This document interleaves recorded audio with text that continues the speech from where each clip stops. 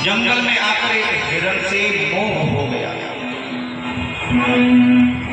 और हर जीव को इस संसार से मोह होता है।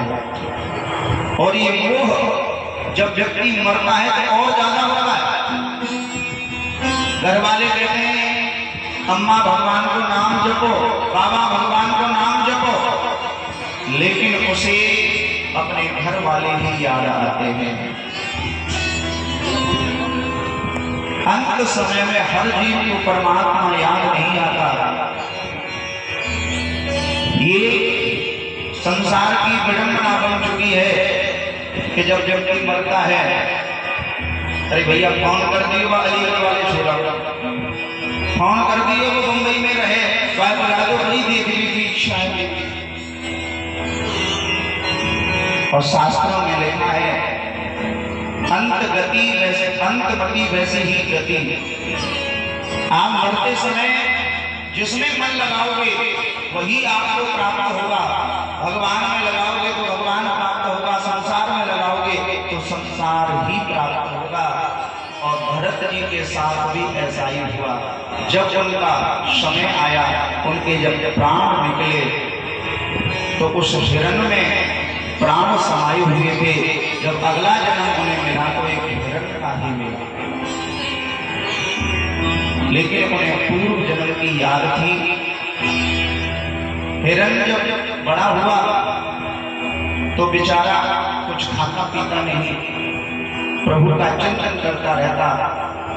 उस हिरण की भी शरीर से उन्होंने त्याग कर दिया।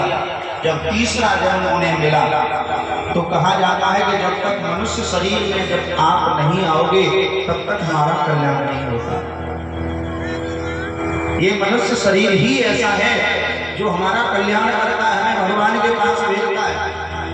हम चाहे कुत्ता बन जाए, चाहे गाय बन जाए, चाहे घोड़ा बन जाए, नहीं करोगे जब तक मनुष्य नहीं बनोगे।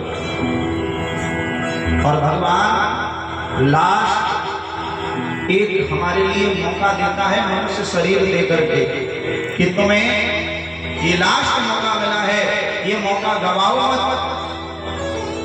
मानो किसी छत पर चढ़ने के लिए लास्ट सीढ़ी है, उसके बाद प्रभु का घर है, लेकिन हम लोग ऐसे काम करते हैं कि हमें धक्का लगता है, नीचे वाली सीढ़ी पर आ जाता है।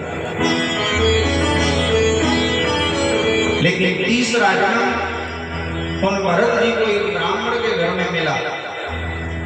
उस जन्म में उनका नाम भरत रख दिया, लेकिन मन में विचार किया पहले जन्म में मैं बड़ा ज्ञानी बना तो मुझे हिरण बनना पड़ा। इस जन्म में मैं ज्ञानी नहीं बनूंगा, मूर्ख बन करके रहूंगा। तो बेचारे जहां बैठ जाते वहां से उठते ही नहीं। कोई कितना भी कहता है यहाँ से हट जाओ, लेकिन जहां बैठ जाते वहीं प्रभु का चिंतन करने लगते। लोग उन्हें जड़ के समान समझने लगे, उनका नाम जड़ भरत हो गया। बोलिए जड़ भरत भगवान की जय।